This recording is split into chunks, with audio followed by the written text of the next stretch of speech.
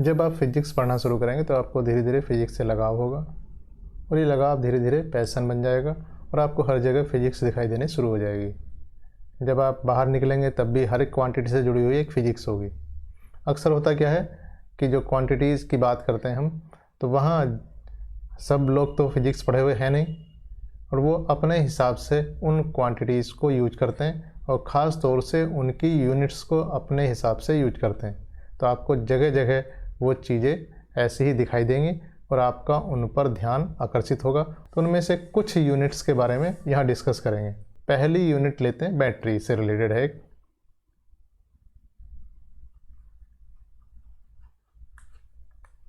तो वैसे तो यहाँ डिस्कस करेंगे मोबाइल की बैटरी से, लेकिन दूसरी बैटरी से रिलेटेड भी है। तो हम बैटरी में अक्सर हम क्या देखते हैं, जब एडवर्टाइजमेंट होता है तो उस पर लिखा होता है 5000 या 5000 mAh की पावरफुल बैटरी।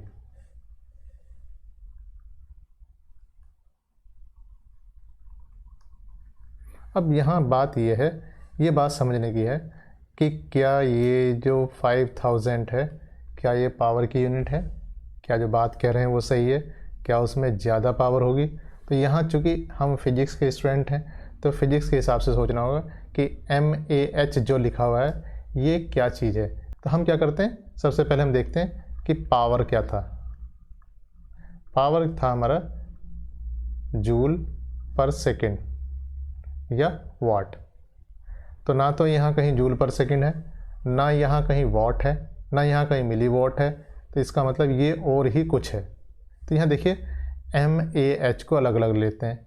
m क्या है, इसमें a क्या है और इसमें h क्या है। तो m जो यहाँ पर है ये एक्चुअली मिली है, a एक्चुअली इसमें क्या है, ये एम्पियर है और h इसमें है आवर। तो ये तो बड़ी अजीब सी यूनिट हो गई, मिली एम्पियर आवर। मिली एक्चुअली यूनिट नहीं है, यूनिट का कन्वर्जन है। तो मिली का मतलब है 10⁻³ सिर्फ, इसका मतलब यूनिट हुई एम्पियर आवर। अब ऐसी यूनिट भी हमने कहीं नहीं पढ़ी, तो ये बेसिक किस क्वांटिटी की यूनिट है उस पर जाना पड़ेगा हमें। एम्पियर का मतलब है ये करंट की यूनिट है, आवर का मतलब क्या है, ये टाइम की यूनिट है। करंट इंटू टाइम, इसका मतलब I इंटू टी। ये फॉर्मूला आपको याद आया होगा कि कहीं आपने ये पढ़ा था, Q equal to I T. इसका मतलब ये कहीं ना कहीं किससे संबंधित है, चार्ज से रिलेटेड है। तो I इंटू टी क्या हुआ, ये Q या चार्ज की यूनिट है।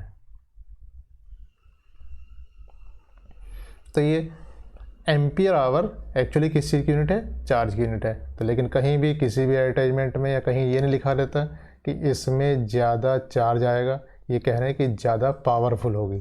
तो इसका पावर से इसका कोई संबंध इधर उधर है ही नहीं। तो ये चार्ज की यूनिट है और यहाँ ये मिली लगा हुआ है। अब कितनी यूनिट हुई ये यहाँ आ जाएगा। तो 1 mAh का मतलब 10⁻³ इंटू 1 एम्पियर इंटू आवर के आप सेकंड बनाएंगे, 60 मिनट 60 सेकंड। तो ये हुआ 3600 इंटू 10⁻³ यह हुआ 3.6 कूलाम। तो ये 1 मिली एम्पियर का मतलब हुआ 3.6 कूलाम ऑफ चार्ज है। इससे आप नंबर ऑफ इलेक्ट्रॉन्स भी निकाल सकते हैं, Q इक्वल टू NE से। और ये अगर मैं कहूँ 5000 mAh, तो ये हो जाएगा 3.6 इंटू 5000 mAh, मतलब इतने कूलाम का चार्ज है उस बैटरी पर। तो हम कह सकते हैं कि ये बैटरी अपने अंदर इतने कूलाम चार्ज स्टोर कर सकती है। ये सिर्फ मोबाइल की बैटरी से कनेक्टेड नहीं है। अगर आप बड़ी बैटरी लेते हैं जो आप इन्वर्टर में यूज कर रहे हैं, तो वहाँ लिखा होगा 150Ah। तो वहाँ मिली गायब है बट 150Ah है। इसे आप mAh में कन्वर्ट करेंगे तो यह आ जाएगा 150 इंटू 1000 mAh इतनी बैटरी। या उससे बड़ी बैटरी अगर लेंगे आप तो ये हो जाएगा 180Ah, या कह सकते हैं 180 इंटू 1000 mAh। और मोबाइल की जो बैटरी आपने यूज की थी जो 5000 mAh थी, उसको आप AH में कन्वर्ट कर सकते हैं, तो ये हो जाएगा 5Ah की बैटरी होगी। तो अब बात ये आती कि ये क्यों लिखा। ये एक्चुअली क्या है, जो नॉन फिजिक्स वाले हैं उनके लिए लिख दिया।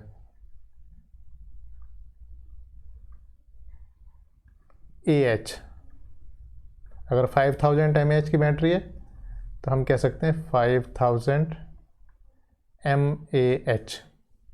इसका मतलब हुआ इतने मिली एम्पियर इतने टाइम तक लेंगे तब इसमें चार्ज होगा या डिस्चार्ज होगा। तो हम क्या कह सकते हैं, अगर 1000 मिली एम्पियर करंट हमने उससे ड्रॉ किया तो ये कितने देर तक, 5 घंटे तक इसमें करंट दे सकती है। अगर हम इससे 100 मिली एम्पियर करंट लेंगे तो ये 50 घंटे तक दे सकती है। इससे 10 मिली एम्पियर करंट लेंगे तो ये कितना होगा, 500 घंटे तक करंट चला देगी। और हम इससे कहें कि 5000 मिली एम्पियर करंट लेंगे तो ये सिर्फ 1 घंटे ही चल पाएगी।